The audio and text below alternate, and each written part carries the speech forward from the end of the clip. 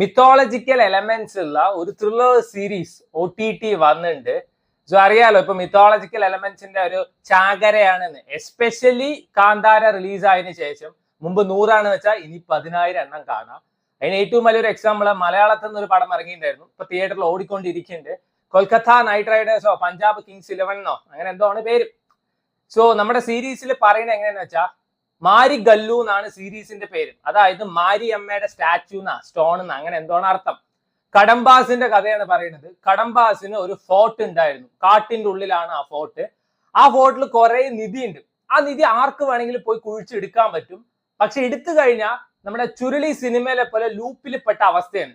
ആർക്കും പുറത്ത് കിടക്കാൻ പറ്റില്ല. സ്റ്റാർട്ടിംഗ് പോയിന്റിൽ തന്നെ വീണ്ടും വന്ന് നിൽക്കും. ഇത് കണ്ട് കുറെ പേര് പേടിച്ചിട്ട് അവിടെ ബോധം കെട്ട് വീഴും, ചിലർ ചോര തുപ്പി മരിക്കും. ഇതൊക്കെയാണ് പറയുന്നത്. സോ നമ്മുടെ നായകനും അതേപോലെ തന്നെ കൂട്ടുകാരും ഒരു 2-3 പേരുണ്ട്. അവർ ഈ നിധി എടുക്കാൻ പോണു. ഇവര് നിധി എടുക്കോ ഇല്ലേ ഇതൊക്കെയാണ് ഈ സീരീസിൽ പറഞ്ഞു പോണത്. C5 സ്ട്രീം ചെയ്യുന്നത്. ഡെഫിനറ്റ്ലി C5 ഒറിജിനൽസ് ആണ്. സോ C5 ഒറിജിനൽസ് കാണുന്നവർക്ക് അറിയാം. അതായത് മറ്റേ അയ്യാന മനെ പറഞ്ഞിട്ട് ഒരു സീരീസ് ഉണ്ട്. അതായത് അവര് ട്വിസ്റ്റിന്റെ അയ്യൊരു കളിയായിരിക്കും. ഒരു എപ്പിസോഡ് ഏകദേശം 20 മിനിറ്റ് ഒക്കെ ഉണ്ടാവുള്ളൂ, പക്ഷെ എല്ലാ എപ്പിസോഡിലും ട്വിസ്റ്റ് ഉണ്ടാവും.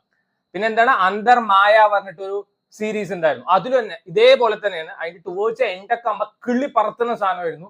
സ്പൂൺ ഫീഡ് ചെയ്ത് തരില്ല, നമ്മൾ ആലോചിച്ച് കണ്ടുപിടിക്കണം. അജ്ഞാതവാസി കിടു ആയിരുന്നു.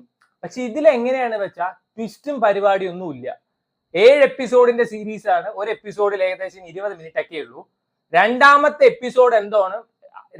എപ്പിസോഡിൽ എന്താണ് ഇവർ ഈ മറ്റേ നിധി എടുക്കാൻ പോണത്. പിന്നീട് അങ്ങോട്ട് കാണിച്ച സാധനം തന്നെ കാണിച്ച് ഒരു വെരി വെരി ആവറേജ് സീരീസ് എന്ന് വേണമെങ്കിൽ പറയാം. ഞാൻ ഭയങ്കര എക്സ്പെക്ടേഷനിൽ കണ്ട, കാരണം ഇതിന്റെ BGM ഒക്കെ മറ്റേ മംഗൾവാരത്തിന്റെ BGM സിമിലറാ. ആ ഒരു സാധനമൊക്കെ കണ്ടപ്പോ ഐ വാസ് ലൈക്ക് ഇത് കിടു ആയിരിക്കും എന്നൊക്കെയാണ് വിചാരിച്ചത്.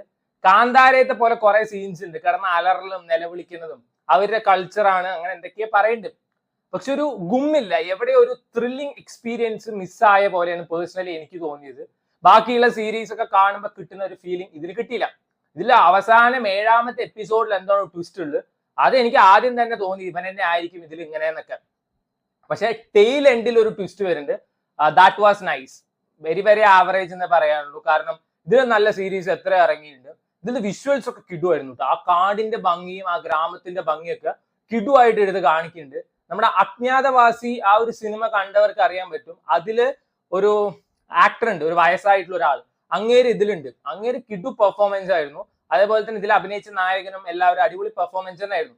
പക്ഷെ ഒരു ത്രില്ല് അടിപ്പിക്കുന്ന പരിപാടിയൊന്നും ഈ സീരീസിന് എനിക്ക് കിട്ടിയില്ല. സോ വേണ്ടവർ കണ്ടു നോക്കുക. C5 ഒറിജിനൽസ് ആയതുകൊണ്ട് കന്നഡ ഭാഷയിൽ മാത്രമേ അവൈലബിൾ ആയിട്ടുള്ളൂ. ചിലർക്ക് ഇത് നന്നായി തോന്നും, ചിലർക്ക് ബോറായി തോന്നും. At the end of the day എനിക്കൊരു ആവറേജ് എക്സ്പീരിയൻസ് മാത്രമായിട്ടാണ് തോന്നിയത്. സീരീസിന്റെ പേര് മാരി ഗല്ലു. C5 available.